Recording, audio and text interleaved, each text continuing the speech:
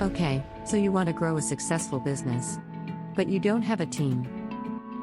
As I mentioned in last week's article, what is a solopreneur? You can absolutely grow your small business without a team of people to help you out. Before we go over how to grow a successful small business without a team, I first want to be very clear. As a solopreneur, everything will take time and/or money. So if you don't want to hire someone to do work for you, you're going to have to take the time to do it for yourself. Luckily, hiring doesn't have to mean having a team of employees. Nope. Hiring can also mean things like outsourcing, which we'll talk more about in a moment. Keep in mind that solopreneurship, while wonderful and amazing, isn't easy. You need to invest both time and money into your business to have success, and how much time and money you spend will directly correlate to your business strategies, your implementation of those strategies, and your ability to come up with creative ideas and think outside the box to save time/money. 3 steps to 10x your productivity, free training. Okay.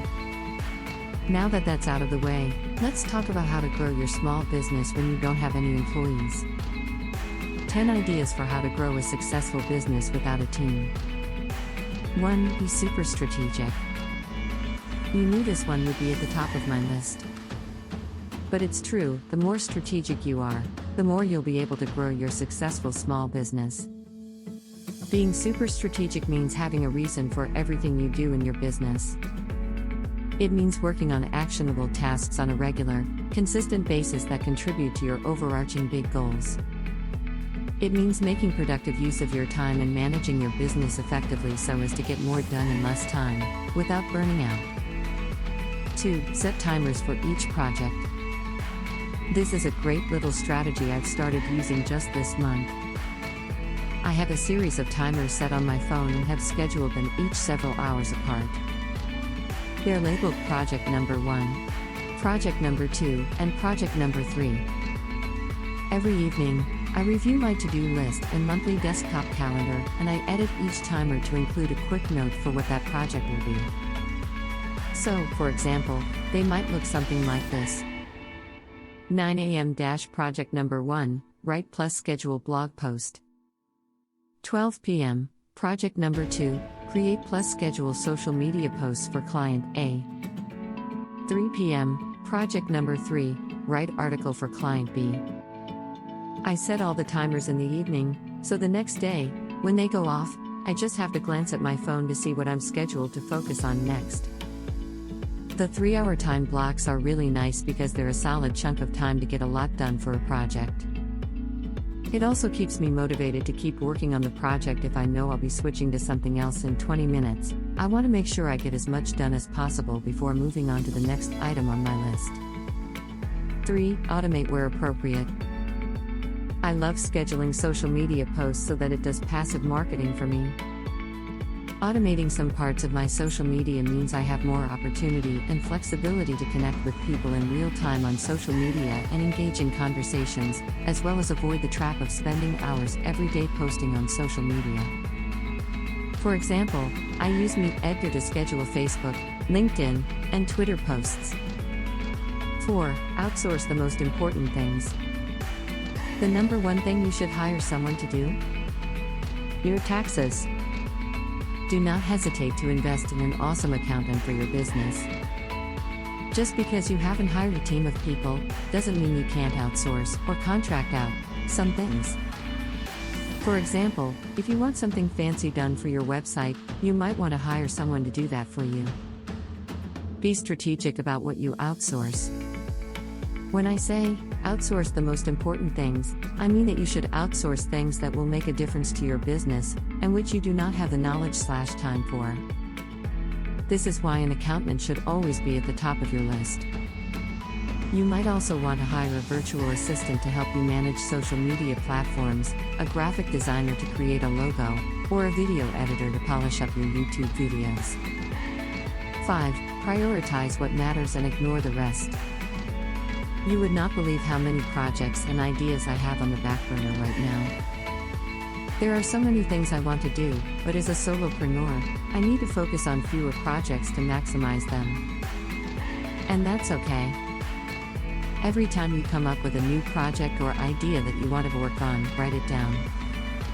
You can have an ideas bank in a spreadsheet, or you could map out projects using color-coded post-its on giant pieces of poster paper. Once it's written down, set it aside. Now is not the time to think about it, focus on what your priority is at this moment. Then, come back to your idea later on to look at it in more detail.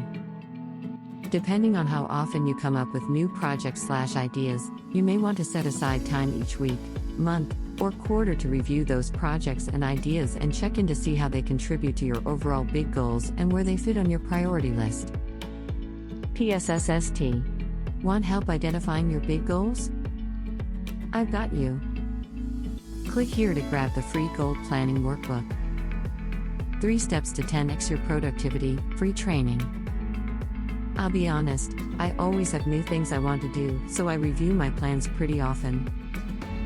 I like checking in to see how excited I am about the idea, how it contributes to my big plans, why I want to do it, how easy it would be to implement, and what the end result would theoretically look like. This quick check-in process of asking myself questions and taking a look at my current plan of action enables me to see whether or not the new project/idea is something that should get bumped up higher on the priority list, or if it's something to keep towards the bottom. If it's something that I realize I want to do within the next little while, then I have to reassess my plans and bump something a little lower on the priority scale.